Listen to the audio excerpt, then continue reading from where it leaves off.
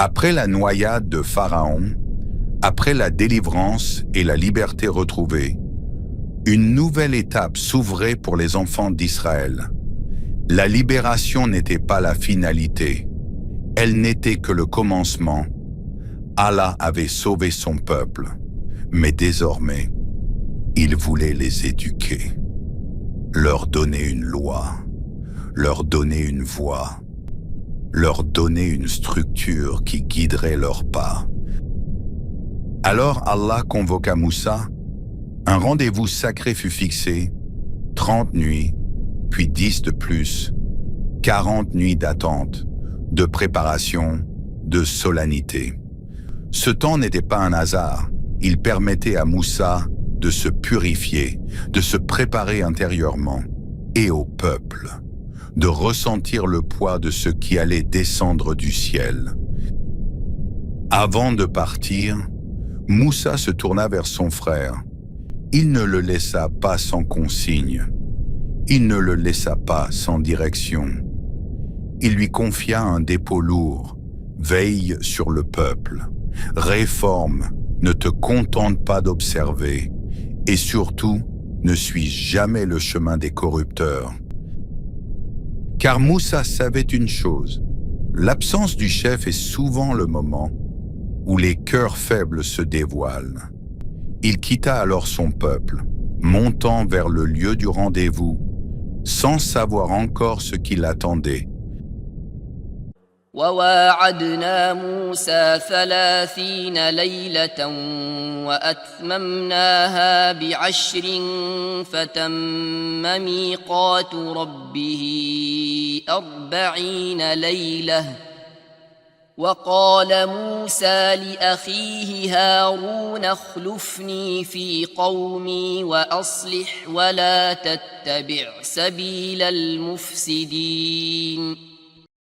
Le mont était immobile, le vent s'était tu, et Moussa arriva à l'instant fixé par son Seigneur. Ce n'était plus un voyage, ce n'était plus une ascension, c'était un rendez-vous. Là, dans ce lieu sanctifié par le silence, Allah parla à Moussa. Aucun intermédiaire, une parole divine, directe, majestueuse.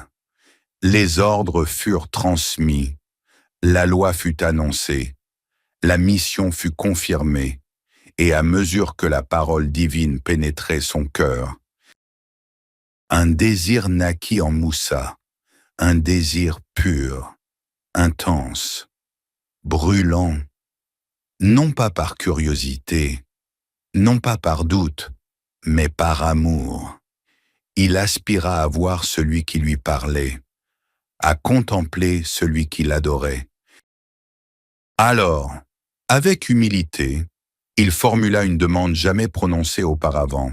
« Seigneur, montre-toi à moi, afin que je te voie. » La réponse vint, claire, sereine, incontestable. Moussa n'était pas créé pour supporter cette vision ici-bas, non par rejet, non par colère, mais par sagesse. Allah lui montra alors un signe qui allait graver cette vérité dans la création elle-même. La montagne, massive, ancienne, inébranlable, si elle tenait, Moussa verrait. Mais lorsque la manifestation divine l'atteignit, la montagne s'effondra, réduite en poussière, et Moussa tomba, sans conscience. À son réveil, son cœur était transformé. Il comprit, il s'humilia, il glorifia son Seigneur, et Allah lui accorda alors un honneur que nul autre n'avait reçu. Il fut choisi, élu, distingué, celui à qui Allah parla directement. On lui ordonna alors de recevoir ce don avec gratitude, de porter cette charge avec reconnaissance et de devenir l'un des plus reconnaissants parmi les croyants.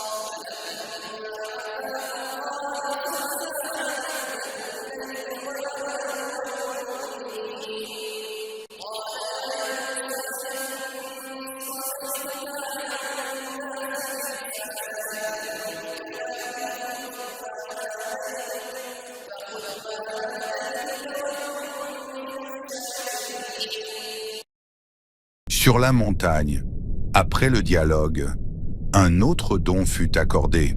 Moussa ne repartit pas les mains vides. Ce qu'il n'avait pas pu voir, Allah le remplaça par ce qui guiderait des générations entières. Des tablettes lui furent confiées. Elles ne portaient pas seulement des règles, mais des rappels, des exhortations, une voie claire entre le licite et l'illicite, une loi destinée à structurer un peuple et à éprouver ses cœurs.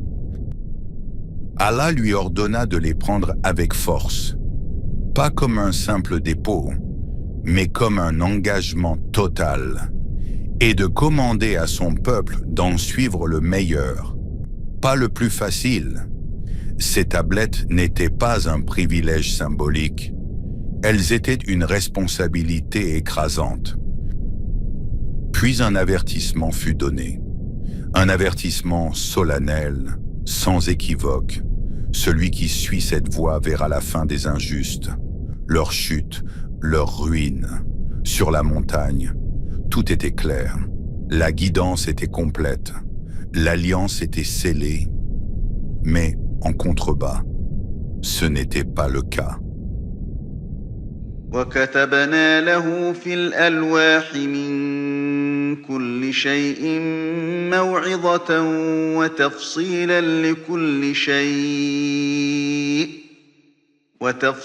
لكل شيء فخذها بقوة وأمر قومك يأخذوا بأحسنها سأريكم دار الفاسقين. Pendant que la loi descendait du ciel, quelque chose d'autre prenait forme en bas de la montagne. Moussa était absent, les cœurs étaient impatients, et une voix étrangère commençait à se faire entendre parmi les enfants d'Israël.